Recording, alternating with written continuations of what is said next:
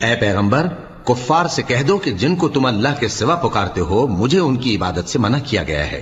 یہ بھی کہہ دو کہ میں تمہاری خواہشوں کی پیروی نہیں کروں گا، ایسا کروں تو گمراہ ہو جاؤں اور ہدایت یافتہ لوگوں میں نہ رہوں۔ کہہ دو کہ میں تو اپنے پروردگار کی دلیل روشن پر ہوں اور تم اس کی تکذیب کرتے ہو۔ جس چیز یعنی عذاب کے لیے تم جلدی کر رہے ہو وہ میرے پاس نہیں ہے، ایسا حکم اللہ ہی کے اختیار میں ہے۔ وہ سچی بات بیان فرماتا ہے اور وہ سب سے بہتر فیصلہ کرنے والا ہے۔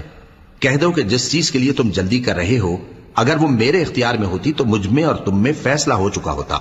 اور اللہ ظالموں سے خوب واقف ہے۔ اور اسی کے پاس غیب کی کنجیاں ہیں جن کو اس کے سوا کوئی نہیں جانتا، اور اسے جنگلوں اور دریاؤں کی سب چیزوں کا علم ہے، اور کوئی پتا نہیں جھڑتا مگر وہ اس کو جانتا ہے، اور زمین کے اندھیروں میں کوئی دانہ اور کوئی ہری یا سوکھی چیز نہیں ہے مگر کتاب روشن میں لکھی ہوئی ہے۔ اور وہی تو ہے جو رات کو سونے کی حالت میں تمہاری روح قبض کر لیتا ہے اور جو کچھ تم دن میں کرتے ہو اس سے خبر رکھتا ہے، پھر تمہیں دن کو اٹھا دیتا ہے تاکہ یہی سلسلہ جاری رکھ کر زندگی کی مدت معین پوری کر دی جائے، پھر تم سب کو اسی کی طرف لوٹ کر جانا ہے، پھر وہ تم کو تمہارے عمل جو تم کرتے رہتے ہو ایک ایک کر کے بتائے گا، اور وہ اپنے بندوں پر غالب ہے اور تم پر نگہبان مقرر کیے رکھتا ہے، یہاں تک کہ جب تم میں سے کسی کی موت آتی ہے تو ہمارے فرشتے اس کی روح قبض کر لیتے ہیں اور کسی طرح کی کوتاہی نہیں کرتے۔ پھر قیامت کے دن تمام لوگ اپنے مالک برحق اللہ تعالی کے پاس واپس بلائے جائیں گے۔ سن لو کہ حکم اسی کا ہے اور وہ نہایت جلد حساب لینے والا ہے۔ کہو بھلا تم کو جنگلوں اور دریاؤں کے اندھیروں سے کون نکال لاتا ہے جبکہ تم اسے عاجزی سے اور چپ کے پکارتے ہو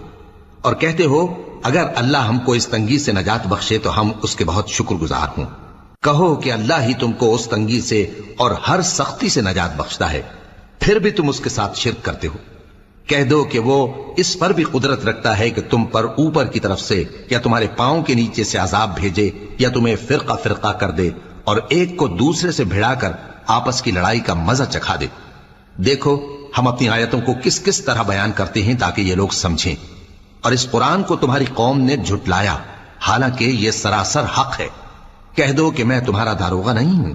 ہر خبر کے لیے ایک وقت مقرر ہے اور تم کو عنقریب معلوم ہو جائے گا۔ اور جب تم ایسے لوگوں کو دیکھو جو ہماری آیتوں کے بارے میں بےہودہ بکواس کر رہے ہوں تو ان سے الگ ہو جاؤ یہاں تک کہ وہ اور باتوں میں مصروف ہو جائیں، اور اگر یہ بات شیطان تمہیں بھلا دے تو یاد آنے پر ظالم لوگوں کے ساتھ نہ بیٹھے رہو، اور پرہیزگاروں پر ان لوگوں کے حساب کی کچھ بھی جواب دہی نہیں، ہاں نصیحت تاکہ وہ بھی پرہیزگار ہو۔